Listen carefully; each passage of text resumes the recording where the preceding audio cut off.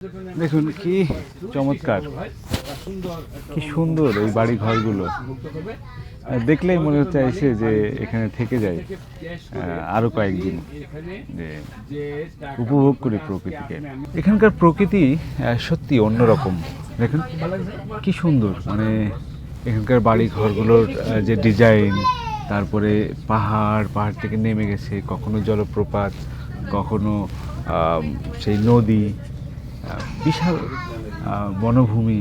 এখানে কখনো কখনো দেখা যাচ্ছে যে সমভূমি, পাহাড়ি ভূমিতে এখানে যে খামার এবং কৃষিকাজ হচ্ছে, এই যে দৃশ্য, কখনো সবুজ, কখনো ধূসর, কখনো এই যে ভবনগুলো, বাড়িগুলো, একটা গ্রাম, মানে সত্যি একটা ভূস্বর্গ। এটিকে কেন বলা হয় সেটি এখানে আসার পরে সেটি আসলে উপলব্ধি করলাম এবং নিজের চোখে দেখলাম।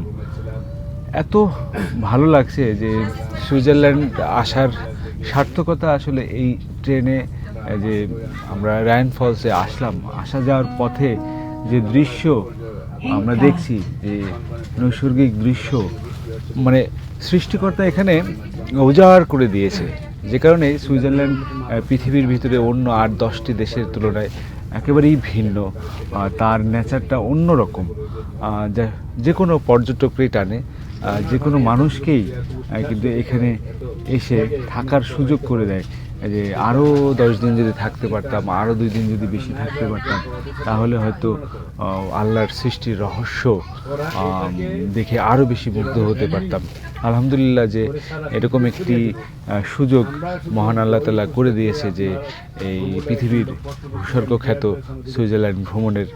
সেজন্য তার প্রতি সত্যি কৃতজ্ঞ। যে সারা জীবনের যদি বড় কোনো অর্জন হয়ে থাকে, তাহলে বলবো আল্লাহর সৃষ্টি দেখার একটা সুযোগ হলো, এই ভূস্বর্গ দেখার সুযোগ হলো।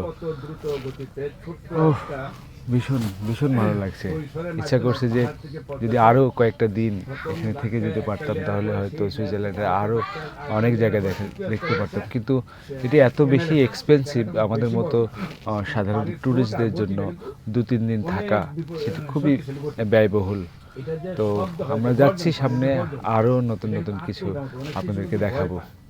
যদিও ইচ্ছা থাকলেই যে সব হয় তা কিন্তু না, ইচ্ছা থাকলে উপায় হয়, কিন্তু বাস্তবতা আসলে অনেক কঠিন। সেই জন্য প্রকৃতির এই সৌন্দর্যকে একেবারে এক ঝলক দেখে যাচ্ছে,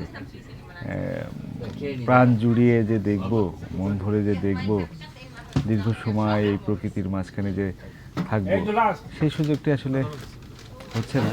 আশা রাখি আবারও যদি কখনো আসার সুযোগ হয়, তাহলে অবশ্যই আসবো।